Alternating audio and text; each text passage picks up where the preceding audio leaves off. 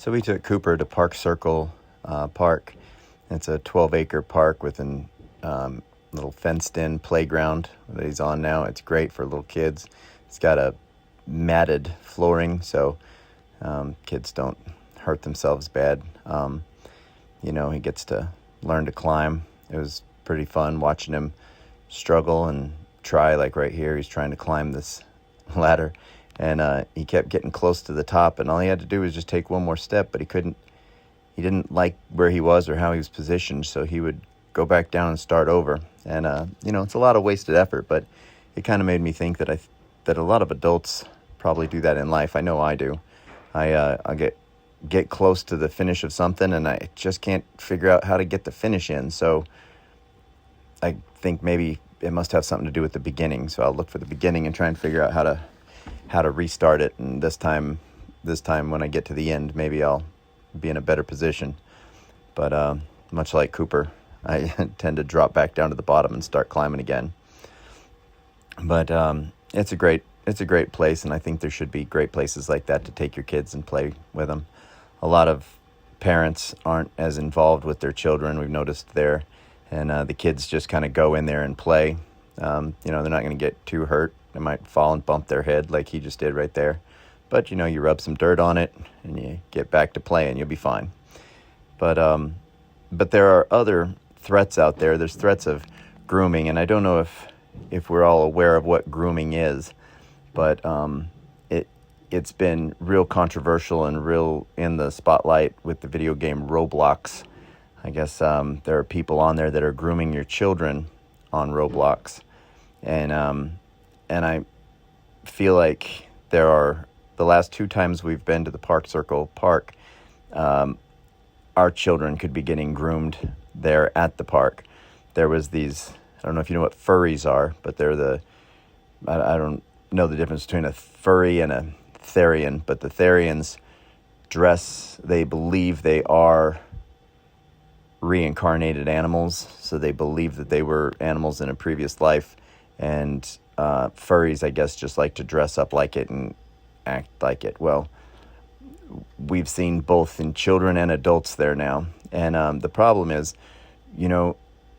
we're all being groomed in one way or another. When you watch Netflix shows, they have an agenda. Not just Netflix. I'm not singling them out. However, I do believe that it was something greater than 30% of their children's material has LGBTQ agendas in it.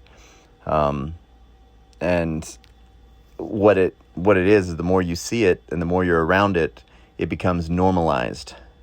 Well, if a threat becomes normalized and you don't see it as a threat, it's an even greater threat. So here, we're at the park just trying to play and have a good time.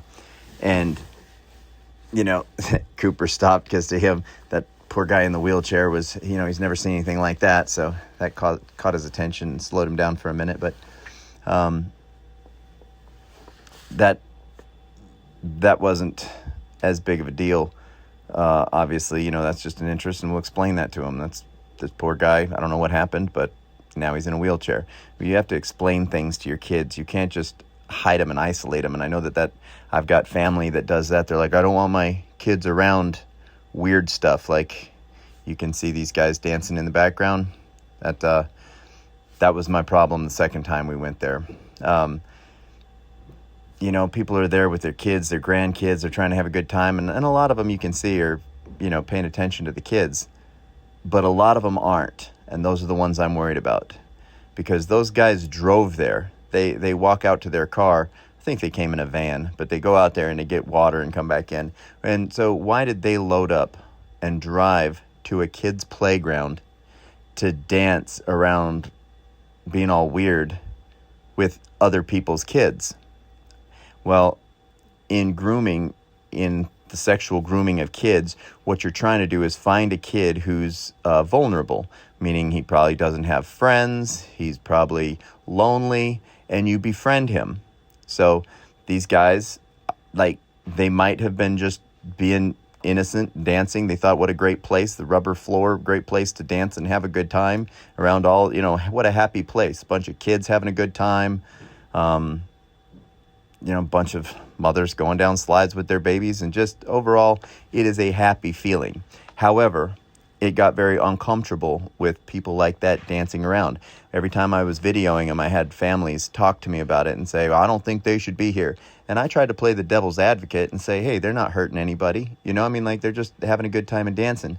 But the more I watched it and I saw that the kids were kind of gathering around them, not the kids that were there with their parents, not kids that were there with friends, but just a kid that was there who just got dropped off. Well, these guys look like a lot of fun. So we're going to go hang out and dance with these guys. And they had a little gathering of kids following them around.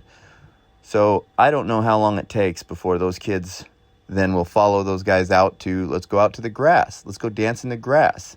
I mean, we need to explain to our children, like, it's not normal. That guy's got a purple tail. A purple tail, and that's just weird. Yeah, so that's how my kid's going to hear it. He's going to know that's weird, and we'll sit there and point it out and say, that's not normal. So don't be around that. I can't shelter my kids from everything in this world. They're going to be living in it. But I can tell them that that's weird. That's not fun. You don't need to go dance with the guy with the purple tail. And I believe even if he was there innocently just trying to have fun and look like a clown, well, that opens the door for other people. Just because Epstein is dead doesn't mean that what he was doing has died. There are still people out there that, the worst I want my kid to get hurt is when he falls on the slide too fast. It's all right. Shake it off. You'll be fine.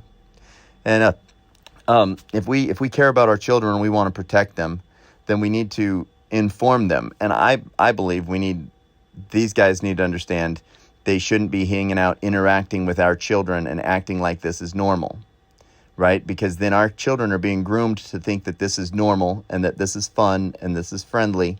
And then as soon as those guys say, hey, or somebody else comes along and says, hey, do you want to go dance in the grass? And then they go to dance in the grass and they say, are you thirsty? I've got, juice in my car or my van or whatever. And then they get the kid over to the van. Boom, they got one. It's a big payday for these guys. Right? Where do you think Epstein got all his kids? I actually don't know where Epstein got his kids. I don't know any of that stuff. But what I do know is when you have this kind of thing around your children, around your family, and around normal people, normal society, and you're acting like that's normal, the kids start to think it's normal, and it's just damn not. So I thought I would like to, tell me that's normal. That's not normal.